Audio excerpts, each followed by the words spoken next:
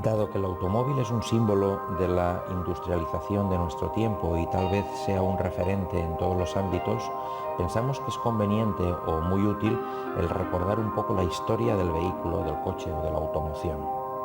La evolución histórica del automóvil parte desde finales del siglo XVII, época en la que la carrera por conseguir reemplazar los carruajes de caballos por carros autopropulsados se inicia en Gran Bretaña y Estados Unidos. No fue hasta 70 años después cuando Joseph Cugnot, ingeniero francés, diseñó y fabricó un automóvil autopropulsado, un vehículo de 3 ruedas reservado para el uso militar, construido en el año 1771 con un motor de vapor. En Francia, Inglaterra y Estados Unidos, otros creadores de la época intentaron diseñar sus propios automóviles autopropulsados, pero acumulaban demasiados defectos. La evolución del automóvil siguió su curso y en el año 1789 se concedió la primera patente por un vehículo de vapor a un inventor estadounidense, Oliver Evans.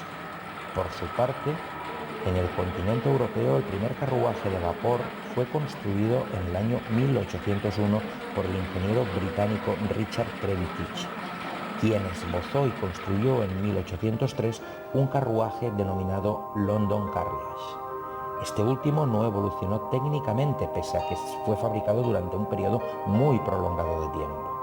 La historia del automóvil está marcada por la evolución del carruaje autopropulsado al concepto de vehículo como se entiende en la actualidad, que tuvo lugar entre los años 1885 y 1887, periodo en el que Karl Benz y Gottlieb Daimler vendieron sus primeros automóviles, los cuales ofrecían un rendimiento aceptable. En un principio, Karl Benz tenía la intención de producir automóviles, mientras que Daimler únicamente se centró en vender motores, con el propósito de financiar posteriores creaciones. El auto de Benz era superior en conjunto, considerándose rápidamente como productor, lo que le permitió vender con éxito su modelo de 3 ruedas, dando origen a la industria del automóvil. Por otro lado, el modelo de artefacto de Daimler no era tan acertado, aunque contaba con un eficiente motor que revolucionó la naciente industria automotriz. De forma paralela, ingenieros e inventores franceses construían vehículos a vapor de calidad óptima y un rendimiento eficiente. El hito más importante para la consolidación y evolución del automóvil se dio en 1889, cuando 2 ingenieros galos, René Pajart y Émile Levasseur, descubrieron el motor de Daimler en la Exposición Universal de París. Ambos solicitaron los derechos para utilizar su diseño y un año más tarde lo obtuvieron. Después, de forma errónea, consideraron que el automóvil no tenía un futuro prometedor y cedieron los derechos de los motores Daimler a la firma Peugeot, quien construyó 5 vehículos en 1891 y cerca de 30 en 1892, lo que le convirtió en el primer fabricante en serie del mundo, seguido posteriormente por Benz. En épocas anteriores, las leyes británicas paralizaron el avance de la industria automotriz, pero a partir de 1901 rectificaron al evitar que el British Motor Syndicate se adueñara de los derechos exclusivos de la fabricación de los motores Daimler. Al mismo tiempo, Benz se convertía en la principal fabricante de automóviles de Europa, fabricando 2.500 unidades en el año 1900. En 1890, el estadounidense Henry Ford decidió embarcarse en el negocio de automóviles. Su primer obstáculo fue la patente que obtuvo Baldwin Selder en el año 1895, que se apoderó de los derechos de aplicación del motor de combustión interna de los vehículos. En 1899, la marca estadounidense Olds lanzó al mercado 400 automóviles en 6 meses, convirtiéndose en el primer fabricante serie de los Estados Unidos. A finales del siglo XIX, la Electric Vehicle Company adquirió la patente de los motores de combustión interna y concedió licencia a otros fabricantes nacionales, pero Ford se opuso a ello y entró en litigio judicial en 1903. Años más tarde, en 1911, Henry Ford ganó el proceso judicial. Hasta entonces se habían vendido unos 60.000 automóviles en Estados Unidos, pero la mayoría funcionaban a vapor o eran eléctricos.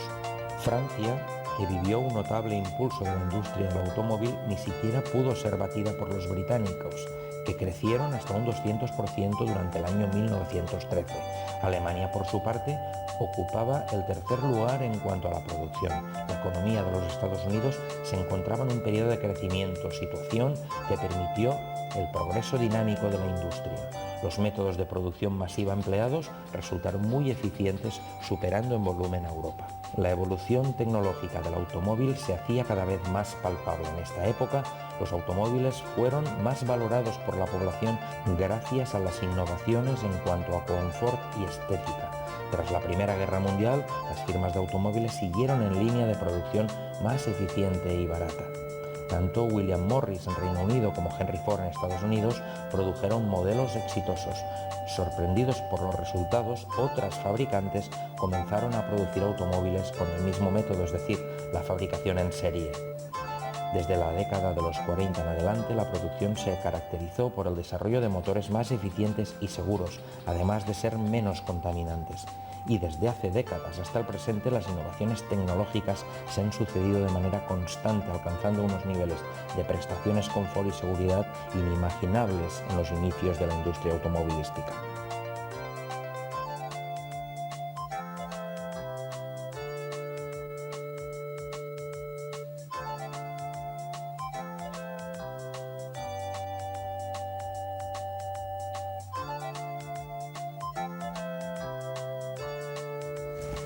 En los alrededores del año 1900, los mecánicos de automóvil eran en lo general verdaderos artesanos del motor. Había miles de fabricantes que ensamblaban piezas de diferentes fábricas y de diferentes maneras, dependiendo del día y de cómo se sentían, y creaban vehículos únicos, caros y difíciles de mantener. Henry Ford cambió todo eso. Consideró que era preciso estandarizar todos sus componentes y métodos para que los automóviles pudieran ser idénticos, más baratos de producir y más fáciles de reparar. Ford comenzó la producción en masa del modelo Forte en 1908, pero fue un proceso lento, ya que cada automóvil tomaba medio día para producirse, manteniéndolo fijo en un banco de trabajo mientras que los componentes le eran traídos y montados por los operarios. De alguna manera fabricaba varios modelos idénticos a la vez, pero bajo los mismos principios que los fabricantes artesanos, por lo que el avance era importante, pero no suficiente para abaratarlo hasta hacerlo asequible a toda la sociedad norteamericana. Desde 1908 hasta 1913 produjo con esta orientación a proyecto en lugar de a cadena de montaje y vendía su vehículo por $825, que era un buen precio para los precios de los coches en la época. Pero en 1913 montó su primera cadena de fabricación en serie, donde los autos eran desplazados automáticamente por una cadena hasta los operarios que ensamblaban las piezas.